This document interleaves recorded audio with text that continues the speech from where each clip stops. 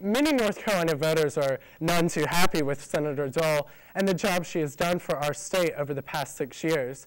In fact, a recent poll in the News and Observer showed her with only a 44% approval rating. In the same article, though, when pinned against Senator Dole, she beat you 49% to 30%. What do you have to bring to the table that will give you the edge that you need to unseat Senator Dole? A new voice, a commitment to work hard on behalf of the people of this state who will elect me, who will pay my salary, and to whom I will owe my loyalty. Senator Dole doesn't work for us in North Carolina. She works for the people who line her campaign coffers. She works for her own political ambition, which is pretty immense, and she works along the lines of rigid party ideology. She voted with the Republican Party or the administration 96% of the time. I won't vote for any president's policies 96% of the time. I think a good legislator has to have some judgment and has to be able to know when to veer from the party line in order to get things done. In October of last year, you said, "I'm not running this race to lose. I'm not running to make some social statement. I'm running to lead in the Senate for the voters in North Carolina, something Senator Dole has not done. When people meet me, they will see beyond the labels and into my character." I'm assuming that social statement you referred to was your sexuality. Do you think your sexuality may become a significant question in the campaign for social conservatives who may be disappointed with Elizabeth Dole's stance on Iraq and other issues, but disagree with homosexuality on moral or religious grounds? No. Healthcare, all right, moving right along. Healthcare has become one of the foremost important issues of this election, and Elizabeth Dole's failure to support extending health insurance to children in the Senate has upset many North Carolina voters. The legislation would increase cigarette taxes by 61 cents. Senator Dole came out in defense of the tobacco industry recently saying, quote, "To fund it on the back of North Carolina's economy and especially on the backs of the tobacco industry when there are other funding options is unfair." She went on to condemn those who don't appreciate the tobacco industry in North Carolina and said that her Democratic rivals, quote, "just don't get it." I want to give you an opportunity to respond to that. Oh, tee it up for me. Senator Dole took a shot at me.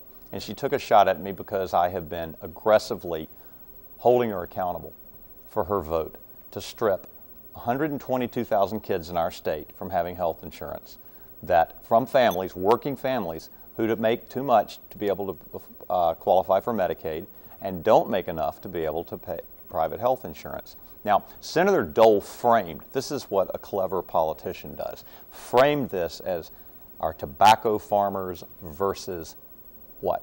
Children? 122,000 children?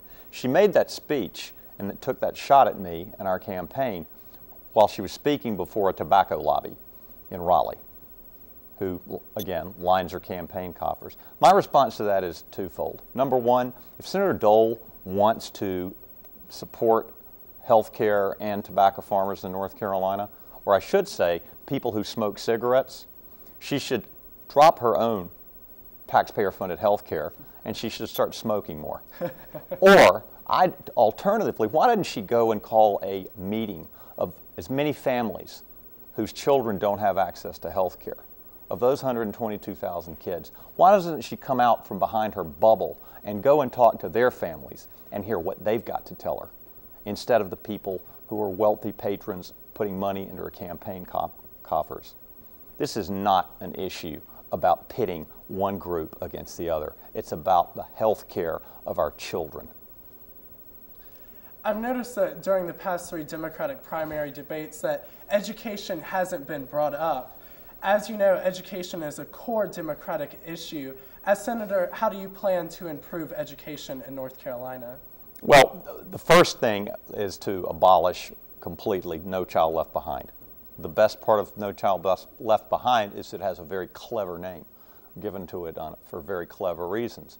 But it emphasizes test-taking skills instead of learning skills. It's flawed, it doesn't work, it's not a one-size-fits-all approach. That's the first thing. The second thing is young people in our state are coming out of school, university, schools of higher education, with tremendous debt burdens, having to borrow. Their families, in many cases, are being pressed economically at the gas pump, with their mortgages, a whole host of other issues. Kids are coming out with too much debt.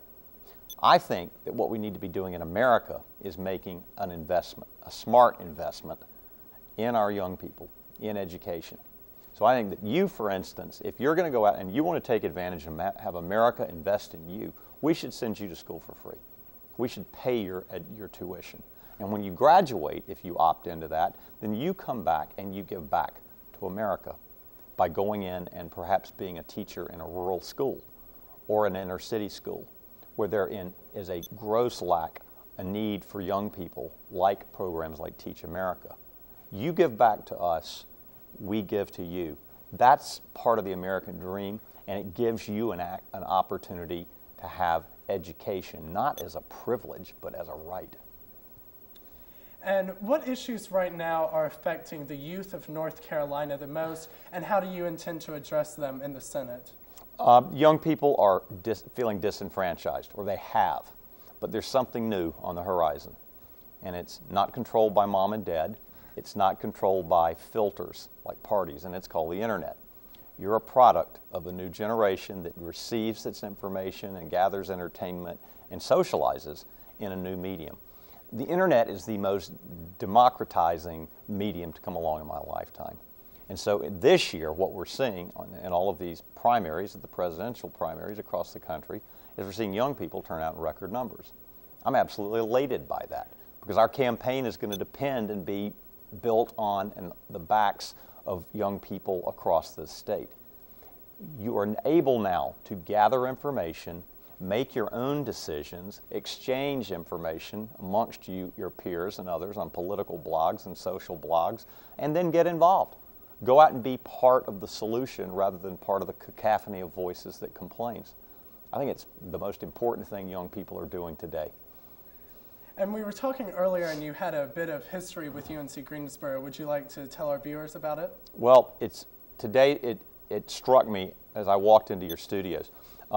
Very quickly, I'm a native of Greensboro. I was born here, and so was my mom and my dad. My mom was born in Revolution Mills, which was part of Cone Mills at the time. It was a mill village in those days. And in the mill village, Mom had to walk to school 2 miles on an unpaved road to a schoolhouse that didn't have any electricity or running water. She was the youngest of her 4 siblings by some 20 years. 20 years younger than her next eldest sibling. So her brothers and sisters treated my mom very much like their own daughter. And she, through the good fortune of her eldest sister, who had a 3rd grade education, who was actually a barber by profession initially, and was married to my uncle, who was a bookkeeper in a curb market and then a lumber yard, and ultimately decided to perhaps venture into real estate development, his first 2 projects being a home for his family, his wife, his son, and next door, my grandmother and my mother. That went on to become, through a lot of hard work and grit and determination, a real estate empire at which he ultimately built something called Fort Bragg, which was one of his largest achievements. The story here, though, is that my mother was the first of her 4 siblings to ever go to college, right here. It was called Women's College at that point in time. And my aunt, who died a few days ago, I was here in Greensboro a day earlier for her funeral, and her name is Edith Weaver. And I'd like to dedicate, in fact, this moment to my aunt. She was 95 years old, and I'll tell you the one thing she did. My aunt gave every one of her nieces and nephews and her own son and her grandchildren and her great-grandchildren the one thing her money could never buy, and that was an education.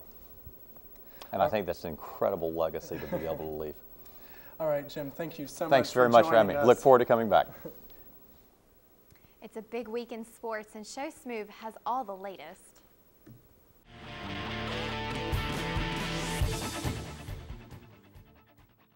Hello everyone, I'm Show Smooth, and welcome to another edition of All Sports right here on Spartan Television.